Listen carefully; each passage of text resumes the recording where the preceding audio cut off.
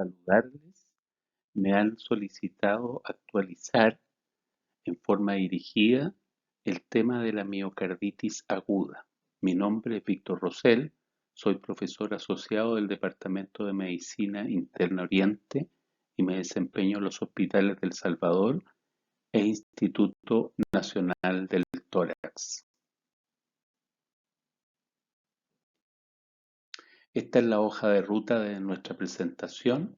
Hablaremos de la definición, etiología de la miocarditis, la fisiopatología, cuadro clínico, el proceso diagnóstico, en qué pacientes uno piensa en hacer una biopsia endomiocárdica, los principios generales de tratamiento y algunos mensajes finales para llevarse a la casa. ¿Qué se entiende por miocarditis? Es la inflamación del miocardio establecida mediante diferentes criterios histológicos, inmunológicos e inmunohistoquímicos. ¿Cuáles son los criterios histológicos? La presencia de infiltrados inflamatorios en el miocardio asociados a una degeneración y necrosis miocitaria de causa no isquémica. Existen algunos criterios inmunohistoquímicos. Se requiere de 14 leucocitos por milímetro cuadrado, con al menos 4 monocitos por milímetro cuadrado y 7 linfocitos positivos para el marcador CD3. ¿Cuál es la etiología de la miocarditis? En primer término y en primer lugar son las infecciones. ¿Qué tipo de infecciones? La mayoría son virales, pero pueden haber infecciones de tipo bacterianas, por hongos y por parásitos. Aquí tenemos ejemplos de algunos agentes virales, algunos agentes parasitarios, bacterias, hongos y protozoos. Vuelvo a insistir, la causa principal de miocarditis es la etiología viral, pero existen otras causas no infecciosas, como fármacos tóxicos sobre el miocardio y enfermedades de tipo autoinmunitarias. Acá tenemos toxinas, por ejemplo las antraciclinas que provocan toxicidad miocárdica, reacciones a medicamentos, por ejemplo cefalosporinas, digoxina, diuréticos, inotrópicos como la eutamina, entre otros, y síndromes de tipo inmunológico, por ejemplo enfermedad inflamatoria intestinal, miocarditis de célula gigante, granulomatosis, sarcoidosis, etc. Es decir, las etiologías de miocarditis son variadas, pero, primer concepto muy importante, la principal causa de la miocarditis es la etiología viral. Respecto de la fisiopatología, ¿qué podemos indicar? Primero que todo, hay una injuria que en este caso está determinada por la aparición probablemente de un virus o puede ser otro tipo de toxinas. Y hay una respuesta inmune innata.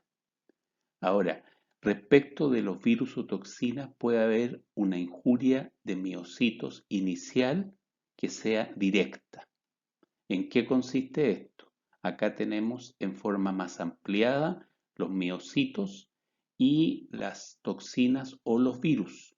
Y hay, en primer término, un daño, una muerte de los miocitos producto de un daño viral directo por células T citolíticas o por apoptosis.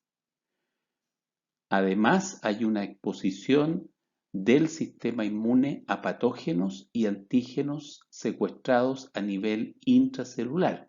Aquí va a tomar importancia la célula presentadora de antígenos.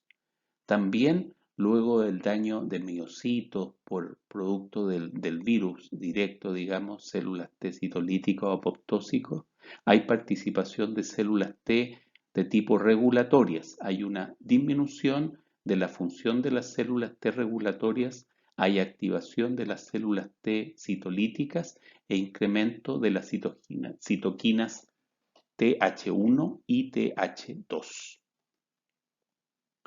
Ahora, respecto de la respuesta inmune ya no innata, sino la adquirida, hay, ¿no es cierto?, generación de anticuerpos a los patógenos que pueden presentar reacciones de tipo cruzadas con epítopes endógenos propios de esa persona. Por ejemplo, proteínas como miosina cardíaca y receptores de tipo beta adrenérgico. Aquí entonces tenemos la célula presentadora de antígenos que estimula la respuesta de las células T específicas. Acá tenemos una célula T, acá tenemos en forma paralela la aparición de las células B. Los epítopes se extienden entre los epítopes miocárdicos endógenos. Y finalmente, ¿qué es lo que pasa con esta injuria inicial, esta miocarditis? Se puede recuperar, es decir, hay un clearance, hay una limpieza del virus y una regulación hacia abajo de la respuesta inmunológica y eso determina recuperación. O puede haber una miocardiopatía persistente por una injuria que sigue estando presente, ya sea porque no se ha logrado eliminar la infección viral, hay infección por virus, o por a través de lo que es el montaje de la respuesta de tipo inmunológica y estas reacciones cruzadas contra estructuras propias del corazón, del miocardiocito o de los receptores, en el caso de los receptores beta adrenérgicos. ¿Cuál es la presentación clínica de la miocarditis?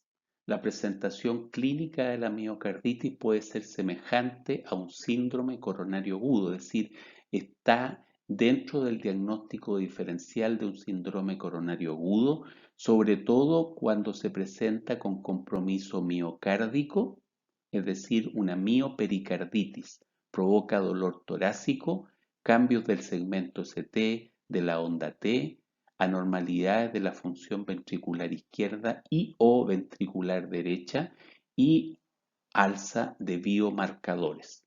Primera presentación entonces similar a un síndrome coronario agudo.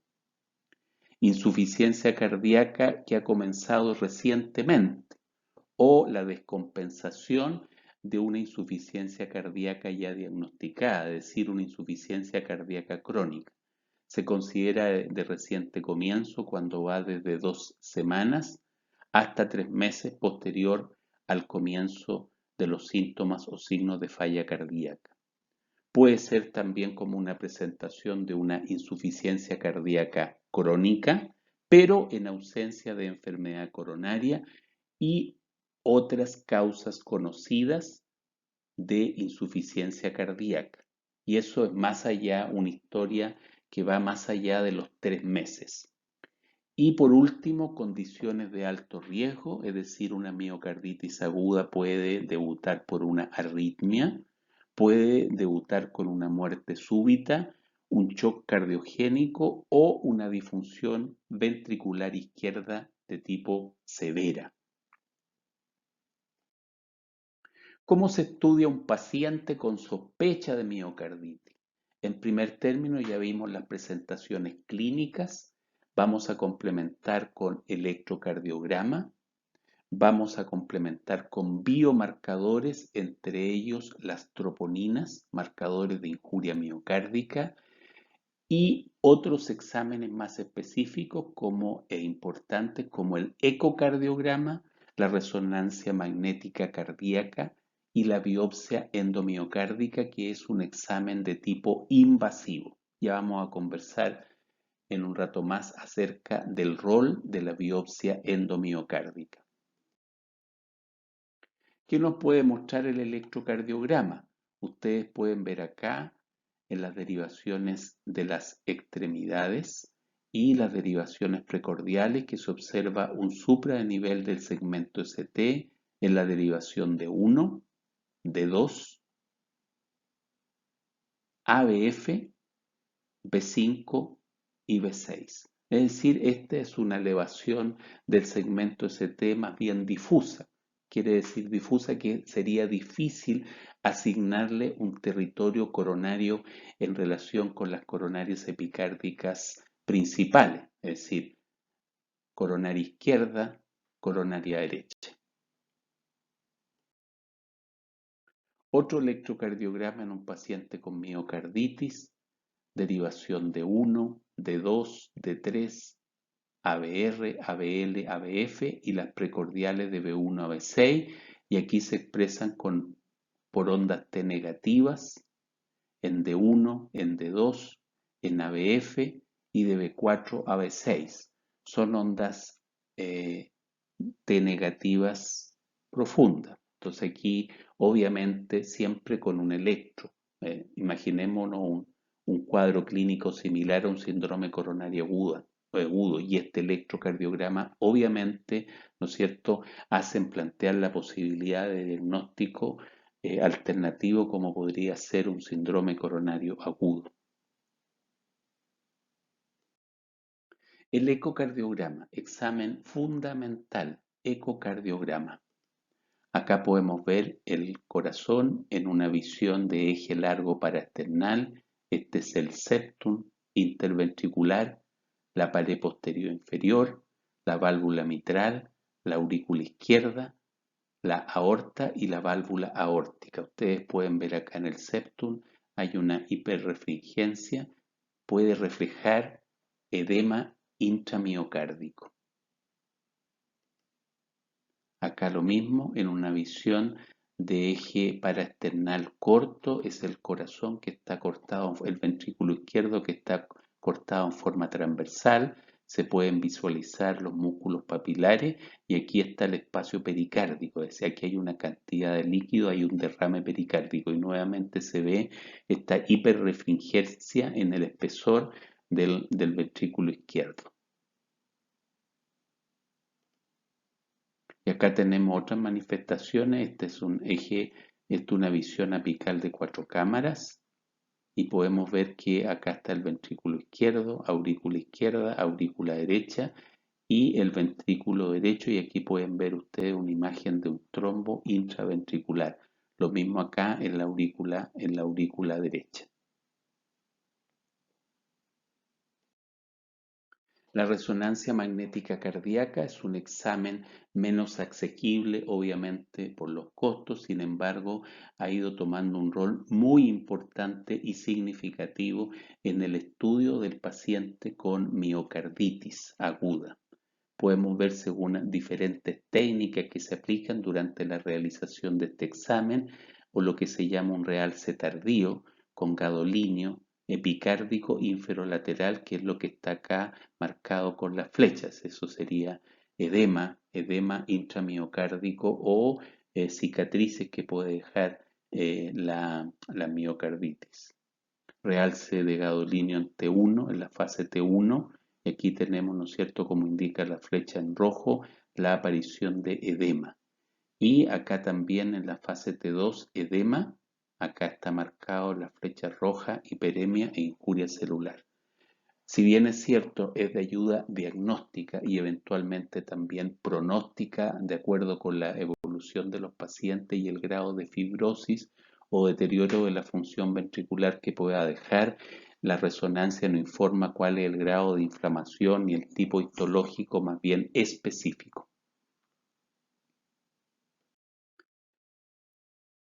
Les había hablado previamente de la biopsia endomiocárdica. Este es un examen de tipo invasivo. Se accede regularmente vía yugular interna, se punciona esa vena, se introduce un catéter a través de ella y luego un biopsiótomo. Es decir, es un catéter que en la punta, ¿no es cierto?, tiene una es un dispositivo que puede extraer una muestra, puede morder, en términos sencillos, saca un trocito de endomiocardio del ventrículo derecho y podemos examinarlo al microscopio. El diagnóstico, bueno, ya dijimos que era microscopía óptica al obtener una muestra, infiltrado de linfocitos, con o sin daño de los miocitos. Podemos aplicar técnicas de inmunohistoquímica, diferentes tipos de tinciones inmunohistoquímicas, y también podemos aplicar técnicas de biología molecular, es decir, PCR viral, reacción de polimerasa en cadena viral, para detectar virus, como se aprecian acá en la figura, de tipo RNA o DNA. Podemos hacer microscopía óptica, inmunohistoquímica y técnicas de biología molecular para detectar la presencia de virus en esta muestra, en este trozo de tejido endomiocárdico. Podemos, ¿no es cierto?, acceder a diagnósticos específicos, como por ejemplo una miocarditis. Acá tenemos un infiltrado de tipo linfocitario entre las células musculares miocárdicas, constituyendo la miocarditis de tipo linfocítica.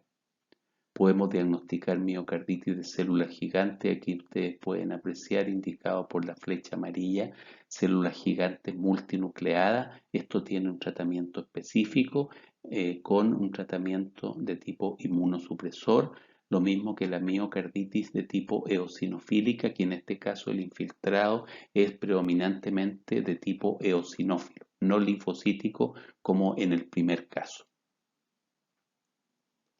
¿Cuáles son los criterios diagnósticos de la miocarditis? Bueno, primero el cuadro clínico. Dijimos que el dolor torácico agudo, pericardítico o pseudoisquémico, las manifestaciones de falla cardíaca, disnea de reposo o esfuerzo de inicio reciente o empeoramiento de una disnea que el paciente traía previamente, palpitaciones y o arritmias o síncope o muerte súbita abortada, y el caso más extremo sería presentación como un shock cardiogénico. Ese es el amplio abanico de criterios clínicos a través de los cuales se puede expresar la miocarditis aguda. Criterios diagnósticos con exámenes complementarios: el electrocardiograma, bloqueos auriculoventriculares, bloqueos de rama, cambios del segmento ST, como vimos en el ejemplo del electrocardiograma 1, cambios en la onda T, como vimos el ejemplo en el electrocardiograma 2, pueden haber pausas sinusales, taquicardia ventricular o fibrilación ventricular, fibrilación auricular, asistolía, ondas Q, presentar un bajo voltaje o taquicardia de tipo supraventricular. Biomarcadores: elevación de las troponinas, también podría haber una elevación de los péptidos natriuréticos, sea BNP o NT-proBNP. Anormalidades estructurales y funcionales demostradas en primer término por el ecocardiograma, pero también por la resonancia magnética cardíaca. Son anormalidades funcionales que son no explicadas, son nuevas, que pueden comprometer el ventrículo izquierdo y o el ventrículo derecho. Puede haber disfunción sistólica global o regional, puede haber disfunción de tipo diastólica, puede haber aumento del grosor, como ya lo vimos, derrame, o pueden haber trombos. Y podemos también caracterizar la parte tisular por la resonancia con la aparición de edema y o realce tardío de patrón de tipo miocardítico clásico. Sí, criterios diagnósticos clínicos en primer término y después los exámenes complementarios: electro, biomarcadores, ecocardiograma y resonancia magnética cardíaca.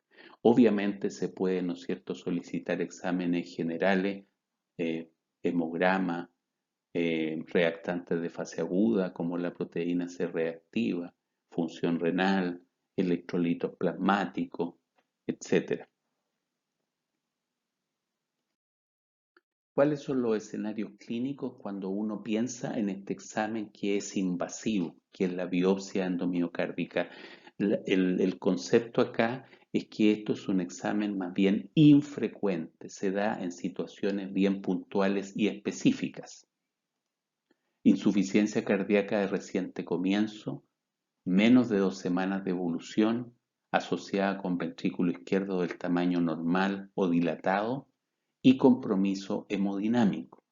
Ahora, una insuficiencia cardíaca de reciente comienzo pero de evolución más prolongada, es decir, de 2 semanas a 3 meses, o más de 3 meses, pero se asocia con un ventrículo izquierdo dilatado y arritmias ventriculares nuevas, bloqueo AV de segundo y tercer grado o fracaso en responder a cuidados usuales dentro de 1 a 2 semanas. Es decir, instauramos un tratamiento, pero el paciente sigue empeorando su condición clínica y sobre todo su condición hemodinámica. También una insuficiencia cardíaca asociada a una miocardiopatía dilatada de cualquier duración, asociada con sospecha de reacción alérgica y o eosinofilia. Insuficiencia cardíaca asociada con sospecha de miocardiopatía por antraciclinas o miocardiopatía restrictiva no explicada.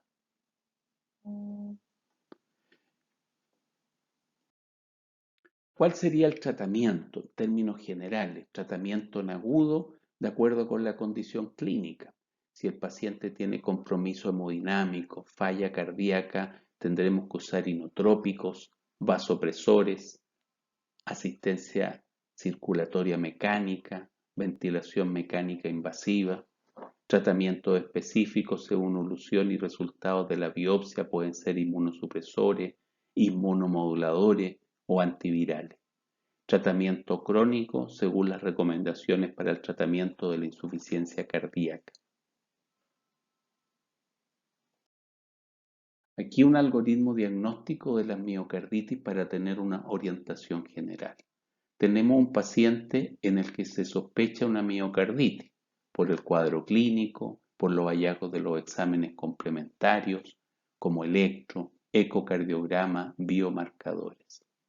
Si este paciente, una parte importante, sobre todo cuando se presentan con dolor torácico, es excluir la enfermedad coronaria cuando sea apropiado, cuando hay una sospecha. Si el paciente está hemodinámicamente estable, pero tenemos una sospecha de miocarditis, entonces podremos solicitar una resonancia magnética cardíaca. Si la resonancia tiene una función ventricular izquierda normal, bueno, daremos los cuidados de soporte general.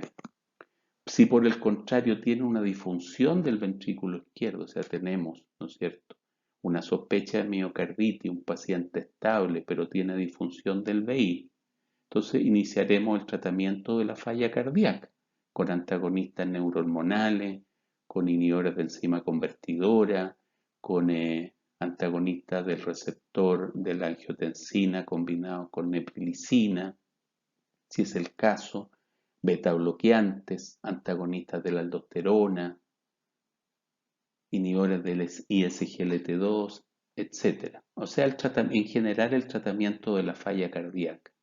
Si ese paciente persiste con disfunción ventricular izquierda a pesar de tratamiento full, óptimo, 3 meses, someter a una biopsia.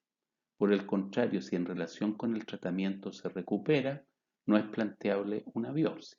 Ahora, ¿con qué nos podemos encontrar en la biopsia?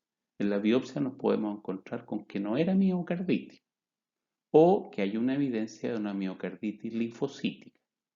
Si podemos tomar en esa misma biopsia la reacción de polimerasa en cadena viral y es negativa, podríamos considerar la terapia inmunosupresora.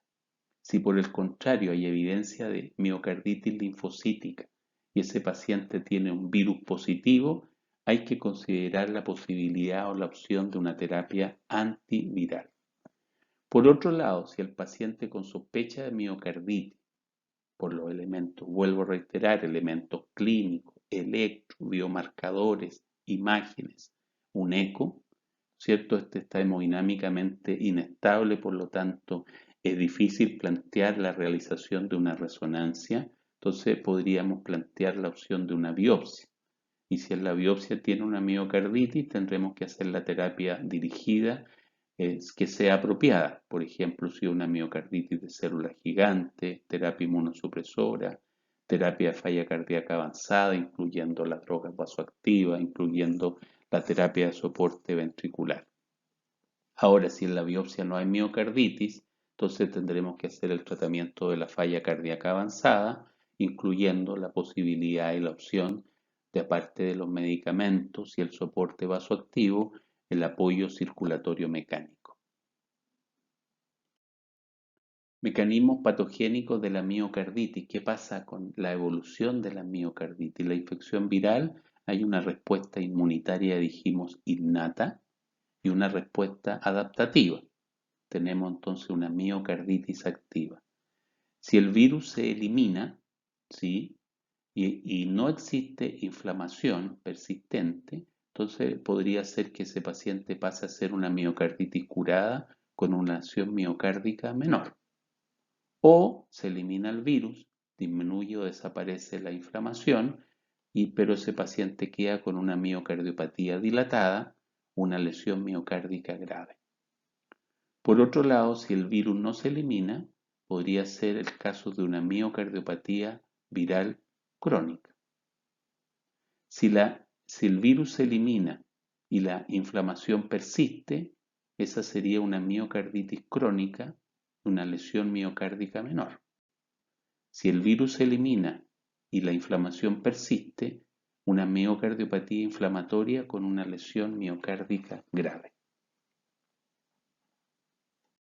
¿Cuáles serían los mensajes finales que les podría entregar para llevárselos, para recordar y llevárselos a su casa? La miocarditis, ya lo dijimos, es una enfermedad inflamatoria cardíaca producida principalmente por los virus. Se han producido avances en el proceso diagnóstico con la incorporación y el uso de la resonancia magnética cardíaca. La biopsia continúa siendo el estándar diagnóstico porque nos permite el diagnóstico histológico, histoquímico, eventualmente la presencia del virus en la muestra. Pero se utiliza sobre todo en algunos escenarios clínicos. ¿Por qué? Porque puede tener implicancias diagnósticas, terapéuticas y pronósticas. Hay, acordémonos, tipos específicos de miocarditis que requieren tratamientos por su parte específico. Pero también hay diagnósticos que ponen un sello pronóstico porque son de mala evolución y los pacientes tienen posibilidades de fallecer producto de ese tipo de miocarditis o eventualmente requerir de un trasplante cardíaco. En casos seleccionados puede ser de utilidad el uso de medicamentos inmunosupresores, por ejemplo, miocarditis de células gigantes, miocarditis eosinofílicas, miocarditis inflamatorias que se prolongan en el tiempo sin la presencia del virus, etc. Con esto me despido de ustedes. Espero que esta cápsula, que esta clase, esta actualización de miocarditis haya sido de provecho para cada uno de ustedes. En la clase previa les dejé mi correo por si tienen algún tipo de comentarios y dudas que quisieran hacerme llegar. Muchas gracias.